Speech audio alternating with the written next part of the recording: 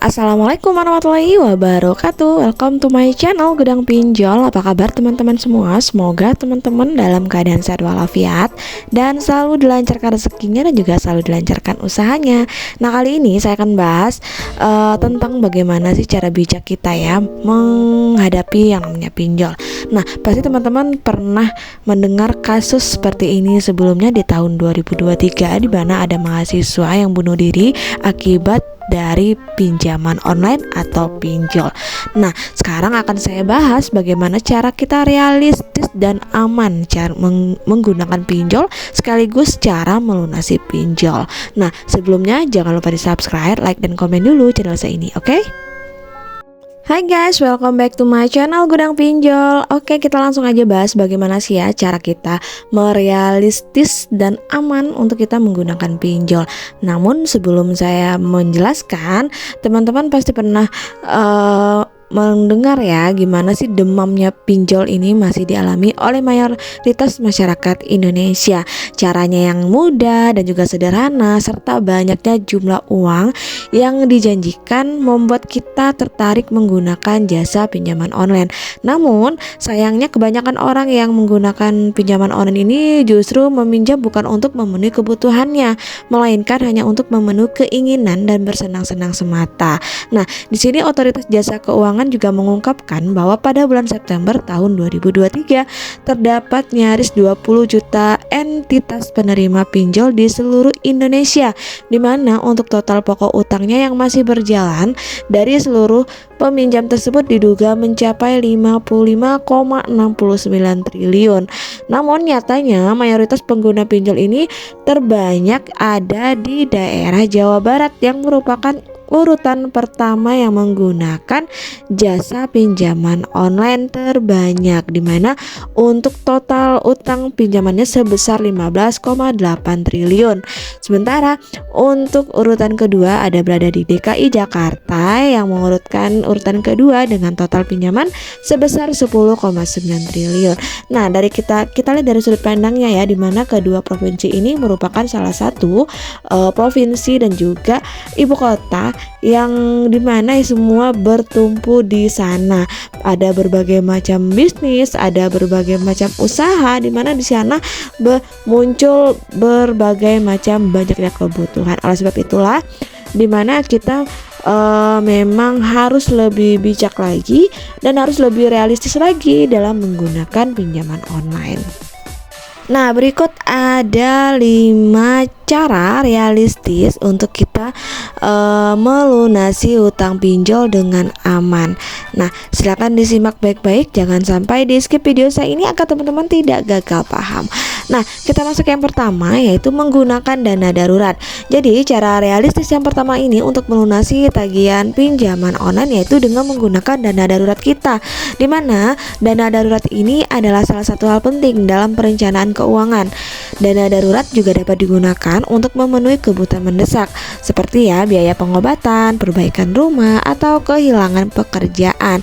Nah, jika penghasilan teman-teman tidak cukup untuk melunasi pinjaman online, nah dana darurat ini bisa teman-teman jadikan solusi, di mana dana darurat dapat kita gunakan untuk membayar cicilan pinjaman online, sehingga teman-teman tidak perlu lagi mengalami proses penagihan yang dapat mengganggu kehidupan sehari teman-teman atau bisa menjadi beban teman-teman. Jadi memang harus direlakan dana darurat yang memang seharusnya untuk kebutuhan pengobatan atau untuk kebutuhan mendesak. Jadi teman-teman alihkan ke pembayaran cicilan pinjaman online, sehingga teman-teman nggak pusing-pusing lagi nih, apalagi dimana kita memang lagi banyaknya pengeluaran. Makanya setiap kita gajian atau setiap kita diberi gaji oleh suami, sisihkan untuk dana darurat. Nah, kemudian yang kedua yaitu ada dengan melakukan caranya analisis keuangan, di mana analisis keuangan ini dapat membantu teman-teman untuk mengetahui kondisi keuangan teman-teman saat ini, termasuk jumlah penghasilan, pengeluaran, dan juga hutang. Jadi, dengan kita mengetahui kondisi keuangan kita, kita dapat mempertimbangkan apakah kita mampu untuk melunasi hutang pinjol atau tidak, dan juga bedakan yang mana kebutuhan dengan keinginan, sehingga keuangan kita lebih sehat dan juga lebih produktif. Nah, asal teman-teman ketahui ya, untuk hutang kita jangan pernah sampai lebih dari 30% dari pendapatan kita. Jika udah lebih dari 30% dari pendapatan kita, itu bisa dikatakan bahwa keuangan kita sudah tidak sehat. Nah, untuk cara ketiga yaitu dengan rutin membayarnya, di mana pembayaran yang rutin dan tepat waktu dapat membantu teman-teman untuk menghindari denda dan juga bunga yang lebih tinggi. Nah, selain itu juga pihak pinjaman online juga tidak akan melakukan penagihan yang dapat mengganggu aktivitas kita atau bahkan mengganggu mental kita, karena ada juga ya penagih ataupun DC pinjaman online yang memang kata-katanya sangat kasar yang bisa mengguncang mental kita sehingga kita frustasi dan juga bingung. Oleh sebab itulah kita bisa melakukan hal-hal di luar dugaan. Oleh sebab itu, jika teman-teman melupakan pekerja ataupun memiliki gaji harian atau gaji bulanan, jika udah jatuh tempo dalam pembayarannya, silakan teman-teman lunasi per bulan, jangan sampai ditunda-tunda. Nah, yang keempat, kita menjual barang berharga. Nah, ini cara yang paling tepat menurut saya ya, jika teman-teman memiliki sesuatu barang yang memiliki nilai tinggi atau bisa dijual kembali dalam waktu cepat. Dan ini merupakan pilihan terakhir jika kita sudah tidak ada jalan keluar lagi. Namun, agar lebih menguntungkan teman-teman bisa menjual barang berharga dengan nilai atau penawaran yang lebih besar. Nah, dengan ini selain dapat melunasi tagihan pinjaman online, teman-teman juga mendapat sedikit uang. Misalkan sedikit keuntungan, artinya ya, misalkan ya teman-teman memiliki emas, misalkan emasnya ada 2 emas, di mana harga emas sekarang udah naik, dan teman-teman memiliki hutang senilai 1 emas. Artinya dengan teman-teman menjual emas yang 2 emas tadi, teman-teman mendapat keuntungan 1 emas, dan 1 emasnya bisa ditabung kembali.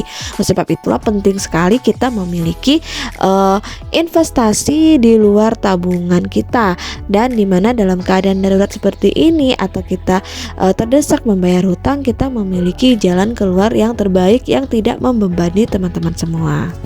Kemudian yang kelima, kita bisa meminta keringanan. Ini juga jalan terakhir jika kita sudah tidak mampu membayar tagihan pinjaman online. Dan cobalah teman-teman menghubungi pihak ataupun perusahaan pinjaman online untuk mengajukan keringanan. Nah, keringan ini maksudnya kita memohon agar bunga atau pajak yang dibebankan kepada kita dapat berkurang besarannya, sehingga tidak memberatkan kita dalam membayar tagihan. Dan teman-teman bisa melakukan negosiasi dengan aman, negosiasi dengan baik antara kita sebagai peminjam dengan si pemberi pinjaman. Jangan teman-teman lari dari kenyataan atau lari dari hutang yang teman-teman pinjam, karena nanti jika kita misalkan kita sudah lewat tempo, kita pasti akan dihubungi dengan DC-nya, dan teman-teman harus legowo menerimanya, dan tetap jika ditelepon tetap diangkat teleponnya, jika di SMS lalu dibalas SMS-nya atau WA-nya, kita tetap selalu kooperatif.